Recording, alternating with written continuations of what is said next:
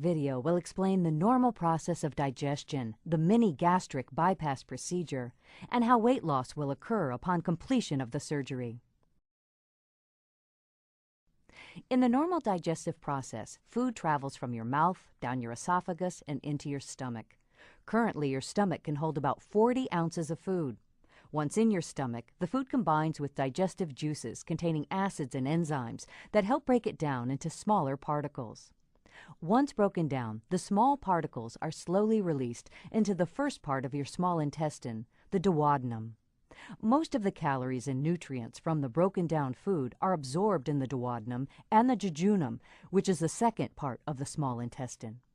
Food particles not absorbed by the small intestine leave the body in the form of waste.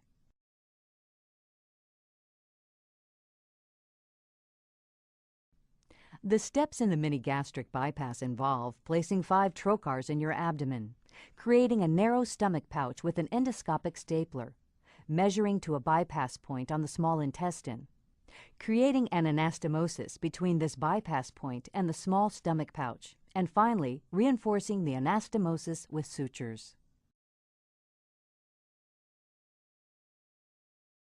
The mini gastric bypass surgery begins with the surgeon inserting 5 trocars into your abdomen. A trocar is a tool that has a hollow sleeve and allows your surgeon to pass a laparoscopic video camera and other endoscopic tools into your abdomen. This allows your surgeon to perform the operation from outside your body.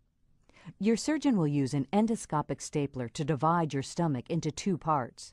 The smaller part, that connects to the esophagus, is reshaped into a long, narrow tube and will serve as your new mini stomach. It will only hold 4 to 6 ounces of food.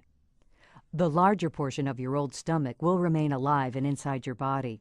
It will still produce digestive juices to aid in digestion, but it will no longer come into contact with food. Next, your surgeon will measure the length of your small intestine that will be bypassed. This bypass section will include all of the duodenum and part of the jejunum and is usually between 5 to 7 feet from where the small intestine connects to the larger portion of your old stomach. The length of the bypass is determined by your specific physical condition and lifestyle situations. Your surgeon will then connect the end of your new mini stomach pouch to the bypass point of the small intestine using the endoscopic stapler. This connection point is called an anastomosis. Once this connection is completed, your surgeon will reinforce the outer circumference of the anastomosis with sutures. Finally, your surgeon will close the trocar holes with sutures.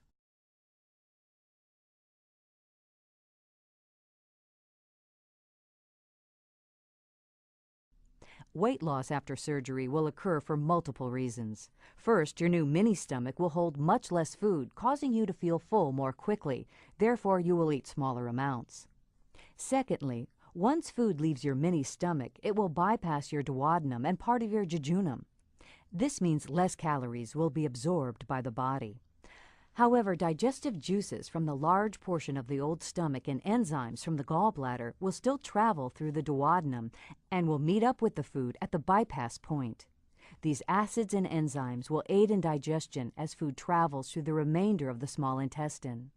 Finally, certain hormones that regulate your appetite will be affected after surgery. Therefore, you will eat less, not only because your stomach is physically smaller, but also because this change in hormone levels will suppress your appetite.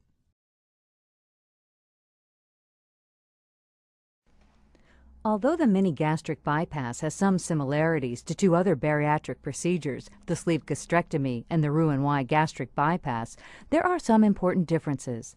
The sleeve gastrectomy is a restrictive-only procedure that, like the mini gastric bypass, creates a stomach pouch along the lesser curve. Unlike the mini gastric bypass, however, the sleeve gastrectomy completely removes and discards the larger bypassed portion of the old stomach, making the sleeve gastrectomy completely irreversible. While the mini gastric bypass and the Roux-en-Y procedure both create a small stomach and bypass a portion of the small intestine, the mini gastric bypass has only 1 anastomosis instead of 2. Additionally, in the mini gastric bypass, the stomach pouch is created along the lesser curvature of the stomach, as opposed to the top greater curvature in the Roux-en-Y procedure, making it less likely to stretch out over time. Finally, these two features, the single anastomosis and the long stomach pouch along the lesser curve, make the mini gastric bypass easily reversible or revisable should the need ever occur. The mini gastric bypass has many benefits over other bariatric procedures.